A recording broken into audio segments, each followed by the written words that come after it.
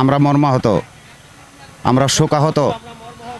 আমরা মেনে নিতে পারি না আমাদের মাঝ থেকে, এই বাংলার বুকে থেকে আমাদের জননেত্রী, আপসহীন নেত্রী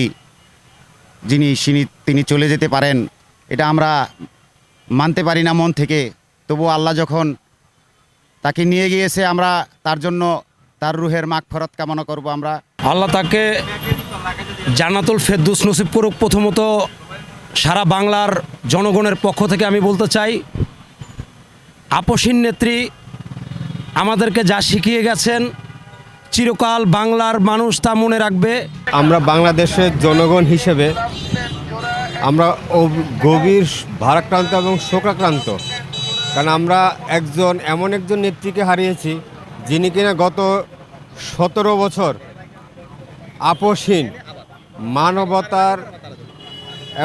মানবতার ফেরিওয়ালা, বাংলাদেশের সমস্ত জনগণের জন্য যিনি নিজের প্রাণ, নিজের সন্তান, নিজের জীবন সব কিছু ত্যাগ করে দিয়েছেন। সে নেত্রী হিসেবে খুবই ভালো ছিল। ওনার মতন নেত্রী আর হয় না বা হবেও না। চিরকালদার কেউ দুনিয়ার ভিতরে বাঁচিয়ে থাকবেন না, একদিন চলে যেতে হবে। বিএনপি দলের আমি অনেক ভালোবাসি।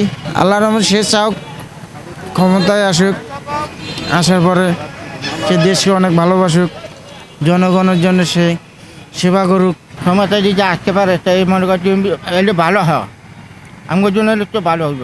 আমরা তো দুঃখ প্রকাশ করি, আমরা তো কষ্ট পাইছি তার মরণে। সে যদি বেঁচে থাকতো আরও ভবিষ্যতে বাংলাদেশের ভালো করত, জনগণের জন্য খেজমত করত, এটাই আমাদের প্রত্যাশা ছিল। খালেদা জিয়া মারা গেছে, তারে ভালোবাসি। সে দেশের জন্য অনেক কিছু করছে, সে খুব ভালো লোক ছিল।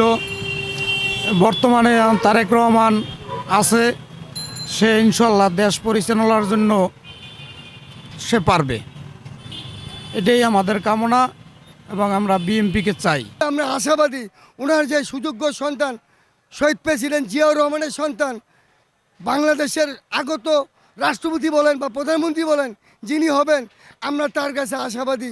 আমরা এও আশাবাদী যে উনি তার বাবার মতো হবেন। আমরা এও আশাবাদী উনি তার মার মতো হবেন। ওনাকে বুঝতে হবে, ওনাকে জানতে হবে উনি কার ছেলে, উনি কার সন্তান।